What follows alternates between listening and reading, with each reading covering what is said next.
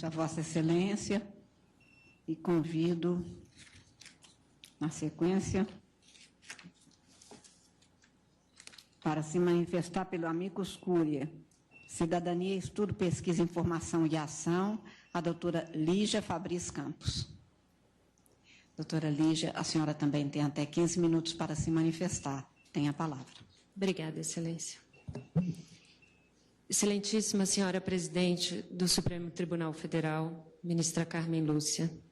Excelentíssimo senhor Relator, ministro Luiz Edson Fachin. Excelentíssima ministra, excelentíssimos ministros, nobre representante da Procuradoria-Geral da República, prezadas e prezados colegas. É uma honra estar aqui hoje em nome do Laboratório de Direitos Fundamentais, do Programa de Clínicas da FGV Direito Rio e de representar a CEPIA, entidade que tem importância histórica na luta de direitos das mulheres, sobre a liderança da advogada Leila Basted e da socióloga Jaqueline Pitangui. O memorial é resultado do trabalho e da dedicação de graduandas e graduandos deste curso de Direito, empenhados na busca pela igualdade de gênero de forma geral e na política de forma especial. Hoje, discutimos aqui a participação das mulheres na política brasileira. Ontem, Marielle Franco, vereadora da cidade do Rio de Janeiro, quinta mais votada em sua legislatura, foi brutalmente assassinada no centro da cidade, saindo de um evento. Ela pagou com sua vida por estar na vida pública, lugar que é sistematicamente negado a pessoas como ela, representante das mulheres, da população negra, pobre e favelada. Esse é mais um capítulo da história da exclusão das mulheres na política do Brasil. O quadro geral é muito grave. Dentre 190 países, o Brasil hoje ocupa a posição 152 de representatividade de mulheres no legislativo, ficando atrás, por exemplo, da Arábia Saudita, o último país do mundo a reconhecer o direito do voto das mulheres. Com a média de cerca de 10% de mulheres no legislativo, o Brasil é ainda o último país da América Latina em igualdade de gênero na política. Estamos muito mal. E esse quadro geral de desigualdade se relaciona diretamente com o que está hoje em pauta. A Lei 13.165 de 2015, objeto dessa ADI, enuncia que seu propósito é estimular a participação das mulheres na política. No entanto, o que foi alardeado como avanço é, na verdade, um imenso e retumbante retrocesso. A mini-reforma eleitoral não apenas não melhora, mas regride no brutal quadro de desigualdade de gênero. Essa regressão afronta diretamente o princípio fundamental da igualdade entre homens e mulheres previsto no artigo 5º, inciso 1 da Constituição Federal. Os objetivos fundamentais da República de criar uma sociedade justa, livre e solidária, de erradicar a marginalização e as desigualdades sociais e promover o bem de todos sem discriminação por sexo, assim como a Convenção para a Eliminação de Todas as Formas de Discriminação contra a Mulher, do qual o Brasil é signatário. Todas as questões que eu evidenciarei aqui hoje dizem respeito a recursos financeiros para mulheres. Se dinheiro é um fator importante para qualquer campanha, para as mulheres ele é central. Ele pode determinar de saída suas chances de serem eleitas. A legislação já prevê, como tentativa de impulsionar a participação feminina na política, a obrigatoriedade de que cada partido tenha 30% de candidatas mulheres. Porém, sem a obrigatoriedade de investimentos, o que vemos é uma fraude a essa medida, por meio de candidaturas fantasma. Mulheres que aparecem como candidatas apenas para cumprir a cota, mas cuja candidatura não contou com nenhum recurso e, ao final, não recebeu sequer um voto. perversidade da lei é de que ela surge a pretexto de garantir a destinação de verba para campanhas de mulheres. Ela seria supostamente a resposta à burla que os partidos empreendem às cotas. Seria, assim, um passo além da previsão legal de recursos para propagandas de formação e incentivo de mulheres na política, que também já era obrigatório desde 2009.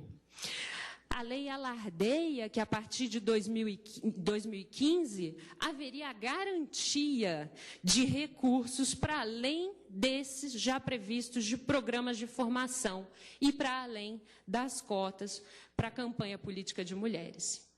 A destinação de recursos para campanhas de candidatas seria, nesse cenário, um fator decisivo para fazer valer a candidatura e transformar o imenso déficit de representatividade brasileiro. Seria ótimo se a lei fizesse o que promete, mas o que ela faz, na verdade, é o oposto. A mini-reforma eleitoral, ao invés de destinar um percentual da verba de campanha do partido para candidatas mulheres, toma 5 medidas contrárias à participação feminina. 1. Esvazia as verbas que já existiam para programas de formação e incentivo das mulheres na política, isto é, para a formação de novos quadros. 2. Ela limita as verbas de campanha para mulheres em irrisórios 15%, estabilizando e legitimando a imensa desigualdade entre homens e mulheres na política brasileira e violando a autonomia partidária para agir contra essa desigualdade, porque nem que o partido queira, ele pode investir mais do que 15% na campanha de mulheres. Terceiro, ela diminui em pelo menos 100 vezes a multa para descumprimento dessas destinações para programas de formação, que deixa de ser de 50% do valor destinado e passa a ser de cerca de 0,5%. Quarto, ela possibilita a acumulação desses recursos a critério das agremiações partidárias para posterior aplicação em campanhas. E 5, dispensa da multa já reduzida de menos de 1% quando se decide não aplicar verbas em formação de quadros femininos e as reverte para campanhas. Agora eu vou resumidamente explicitar alguns desses mecanismos, como se o descumprimento explícito das cotas e da destinação de 5% para programas de formação de mulheres não fosse suficiente, a mini-reforma eleitoral de 2015, no mesmo artigo 9º, agora impugnado, permitiu o esvaziamento do importante recurso que são as verbas para programas para formação e incentivo de mulheres na política. Ela possibilita que essa quantia de 5% seja legalmente redirecionada para o financiamento de campanhas políticas de mulheres. Dessa forma, e ao contrário do que a lei faz crer à primeira vista, não se cria nenhum novo recurso. E aí, então, o objetivo de incentivar a participação feminina na política fica minado. O que se fez, na verdade, é possibilitar que recursos já previstos por lei para aplicação na formação feminina sejam revertidos para finalidade diversa. Os recursos para programas são simplesmente redirecionados para campanhas de candidatas. Em seu artigo 9º, a mini-reforma eleitoral estabeleceu ainda uns parâmetros mínimo e máximo. Ela determina a destinação de um mínimo de 5% dos recursos destinados à campanha eleitoral para financiar campanhas de mulheres. Entretanto, estabelece também um máximo de investimento de 15%. Isso significa que, de acordo com a lei, no mínimo 85% dos recursos do fundo partidário irão obrigatoriamente para as campanhas masculinas. No máximo, o texto autoriza, inclusive, que homens recebam legalmente 95% de toda a verba de campanha. Porém, se considerarmos que a verba para campanhas de mulheres pode advir não do montante destinado à campanha pelo fundo partidário, mas dos programas de formação, 100% dos recursos de campanha de todos os partidos podem ser destinados a campanhas masculinas. O, por assim dizer, curioso é que, mesmo com desvio de finalidade, as verbas de programas, quando usadas para financiar candidatas, estão limitadas a 15% do valor destinado à campanha. A inconstitucionalidade desse dispositivo é gritante, uma vez que cria, por lei, uma desigualdade em prejuízo de um grupo já desfavorecido e, assim, afronta frontalmente o princípio constitucional da igualdade entre homens e mulheres. Isto é, homens podem ter 100% dessas verbas e mulheres ficam com até 15% de outra. O parágrafo 5º-A do artigo 44, inserido pela mini-reforma eleitoral, não deixa dúvidas a esse respeito e expressamente autoriza que as verbas de programas de formação e incentivo à participação de mulheres sejam acumuladas em diferentes exercícios financeiros para utilização futura em campanhas eleitorais de candidatas do partido. Ou seja, a lei autoriza, na prática, que os programas deixem de existir. Porém, os retrocessos não param por aí. Uma análise atenta do novo diploma legal revela outros entraves à destinação de recursos para a participação de mulheres na política que foram criados por esse texto legislativo. Eu faço menção ao abrandamento da multa, o descumprimento da obrigação de destinação da verba dos 5% para a verba de programas para a formação de mulheres, previsto no 44, inciso 5, é regulado pelo 44, parágrafo 5º, cuja redação foi determinada pela mini-reforma eleitoral. E antes da mini-reforma eleitoral, esse parágrafo previa que, caso um partido não realizasse o repasse, deveriam ser acrescentados 50% do montante de recursos que o partido recebeu do fundo partidário para esse fim. A Lei 13.165, no entanto, trouxe um desproporcional abrandamento dessa sanção. O novo texto determina como penalidade uma obrigatoriedade de se acrescentar apenas 0,625% do valor que deveria ter sido destinado.